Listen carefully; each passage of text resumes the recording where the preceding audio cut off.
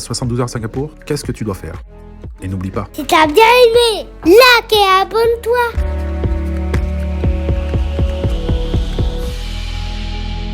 bienvenue à Singapour, les petits Globetrotters. Nous avons 72 heures pour explorer cette ville incroyable, un mélange de modernité, de nature et de culture. Tout commence ici, à l'aéroport de Changi, un endroit qui est bien plus qu'un simple aéroport.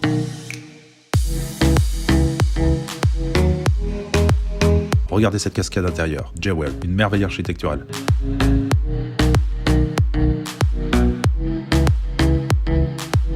Ça, c'est pas un aéroport, je suis désolé, c'est les décors du film Avatar. Allez, c'est parti pour l'aventure. La baie de Singapour et Marina Bay Sands. Direction l'un des endroits les plus emblématiques de Singapour, la baie de Singapour, avec son panorama spectaculaire.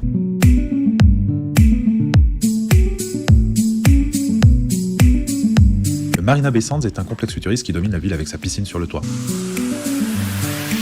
On va d'abord explorer son immense centre commercial. Il y a même des gondoles ici, des canaux comme à Venise. Et pour les accros du shopping, c'est un véritable paradis.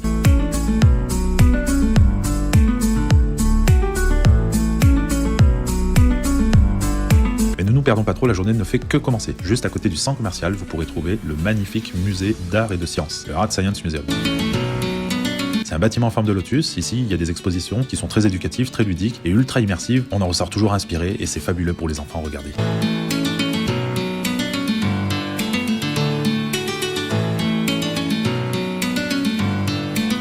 Alors ça c'est marrant, en fait t'écris ton prénom sur un animal marin et en fait tu vas pouvoir le scanner et tu pourras le voir ensuite sur un écran avec tous les autres prénoms des personnes qui ont participé au jeu. Mais quelle belle prestation!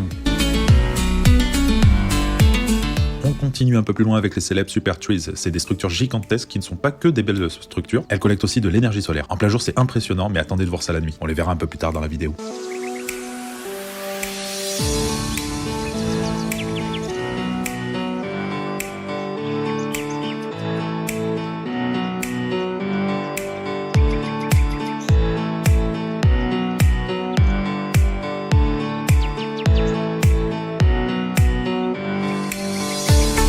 Et on continue la visite avec Gardens by the Bay, avec ses deux dômes. Alors nous on avait commencé par le Flower Dome, donc avec des expositions de fleurs.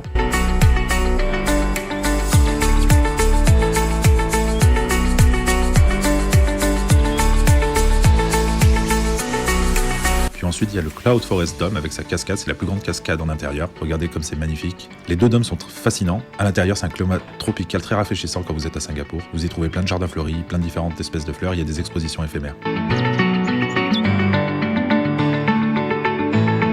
C'est tellement spectaculaire que c'est pas rare de voir des photos de mariage dans le dôme. Et regardez ce coucher de soleil, la baie devient encore plus magique à cette heure. Singapour aussi, c'est ses quartiers communautaires. Alors nous, on vous en présente 3. En premier, Kampong Glam, qui est le quartier arabe. Donc c'est un quartier où vous retrouvez plein de petites boutiques et de cafés branchés. C'est un mélange parfait entre tradition et modernité. Pour les fans de street art, c'est the place to be.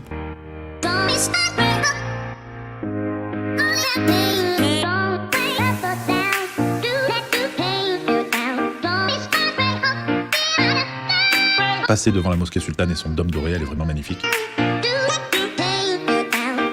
Et il y a plein de petits endroits où manger là dans le coin.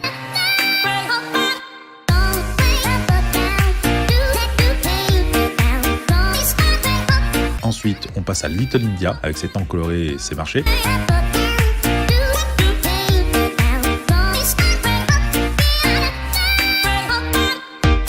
Ici, tout est explosion de couleurs, les temples, les marchés. Si vous aimez les épices et la cuisine indienne, vous serez comblé.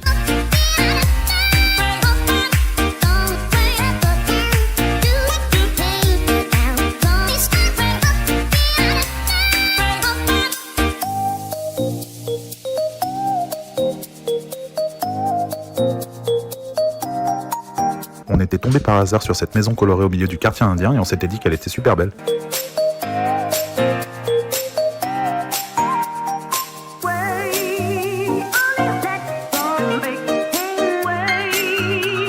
Passez par le quartier de Orchard Yard et vous verrez, vous avez plein de centres commerciaux, des boutiques de luxe, plein d'endroits où manger. C'est un quartier très animé.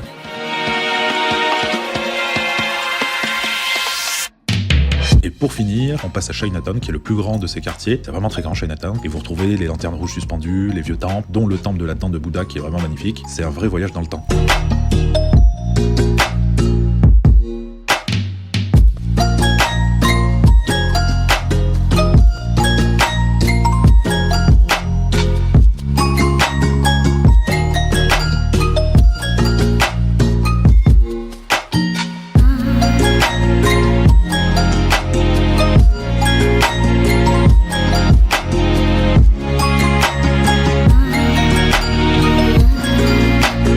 Si vous avez regardé d'autres vlogs sur Singapour, vous êtes peut-être tombé sur ce restaurant qui est en fait un fast-food étoilé. Donc nous on est rentré à l'intérieur pour essayer quand même une étoile. En plus on avait super galéré à le trouver, il faisait chaud, on était mal, on était trop content de pouvoir manger à l'intérieur pour se restaurer, en plus il faisait frais dedans. L'étoilé c'est ça. Et voilà la gamelle. Voilà, ça c'est ce qu'on donne à manger aux chiens normalement. Je sais pas comment ils ont pu avoir une étoile, je pense qu'on s'est fait arnaquer. C'est quand même incroyable. Regardez la tronche de l'œuf, regardez la tronche du riz, regardez ce qu'il a fait dessus. Même le poulet, vous l'avez vu, on voit tout de suite qu'il est pas bon. Ça c'est ce qu'on donne à manger au pitbull ou au doberman normalement. En tout cas si vous avez le choix, n'y allez pas, hein, c'est vraiment de l'arnaque.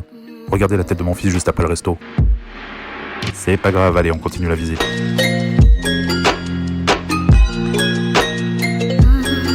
Et enfin, pour votre dernier jour, on vous conseille d'aller un soir observer les super trees de nuit. Vous verrez, c'est vraiment fantastique. On se croirait vraiment dans un film de science-fiction.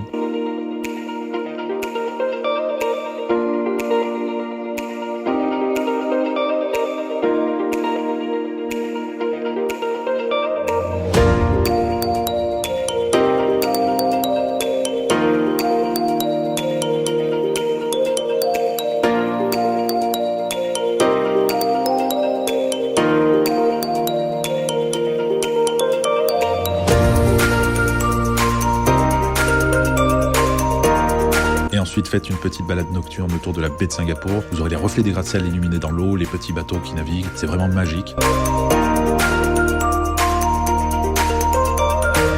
Sachant que là, tout le tour de la baie de Singapour, vous avez plein de bars et de restos pour vous amuser, pour manger, pour faire la fête. Donc c'est très animé, d'autant plus que Singapour, c'est une ville qui est très sûre et donc que je recommande fortement.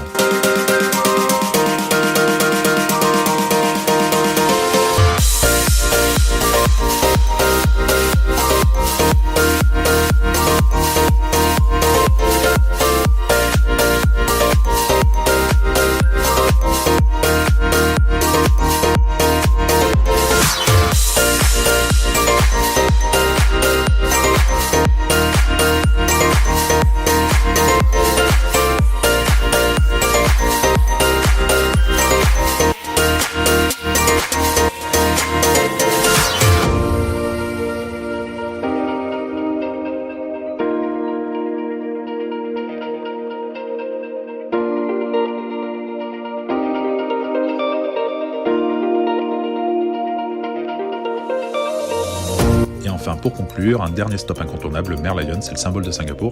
Donc il est mi-poisson. Il y a des projections colorées dessus, ce qui fait qu'il change d'aspect assez régulièrement, et c'est comme ça toute la nuit.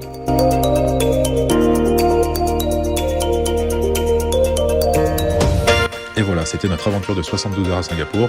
Si cette ville ne vous fascine pas déjà, alors je ne sais pas ce qu'il vous faut. Merci d'avoir suivi cette aventure avec moi, et à bientôt pour un prochain voyage. Et n'oublie pas, si t'as bien aimé, like et abonne-toi.